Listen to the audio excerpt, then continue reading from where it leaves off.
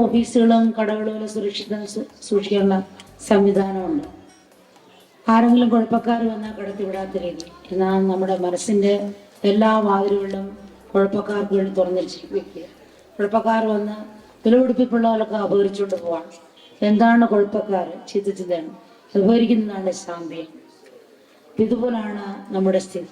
മനസ്സിനെ ശാന്തമാക്കുക എന്നാണ് പൂർണ്ണതയിലേക്കുള്ള പാത.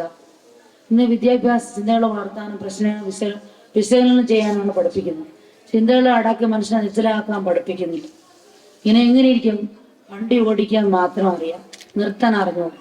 ഓടിക്കുന്നതിനേക്കാളും പ്രാധാന്യമുള്ള നിർത്താൻ അപകടമാണ്. ഇതുപോലാണ് നമ്മുടെയൊക്കെ സ്ഥിതി. ഈ ജപ്പാനിലൊക്കെ വൃത്തിമന്ദിരത്തിൽ അന്തേവാസികളെ കുളിപ്പിക്കുന്നതിനും സേവ് ചെയ്യുന്നതൊക്കെ യന്ത്രം മനുഷ്യ വയ്ക്കാറുണ്ട്. അപ്പൊ ഈ കുളിപ്പിക്കുന്ന സമയം യന്ത്രം നിർത്താൻ പറ്റില്ല. എന്തിരിക്കും സ്ഥിതി? കുളിപ്പിച്ചുകൊണ്ടേയിരിക്കും, ആറോട്ടിക്കൊണ്ടേയിരിക്കും, ഷേവ് ചെയ്തുകൊണ്ടേയിരിക്കും. അതുപോലെ ആയിരിക്കും നമ്മുടെ ഈ ഒരു സ്ഥിതി. ആഗ്രഹങ്ങൾ സൃഷ്ടിക്കാൻ അറിയാൻ, സംഗ്രഹിക്കാൻ അറിയാം. ആഗ്രഹങ്ങൾക്ക് അതീതമായ ആന്തരിക നിശ്ചലത കൈവരുത്താനുള്ള മാർഗമാണ് ആദ്യമേ നമ്മളെ പഠിപ്പിക്കുന്നത്.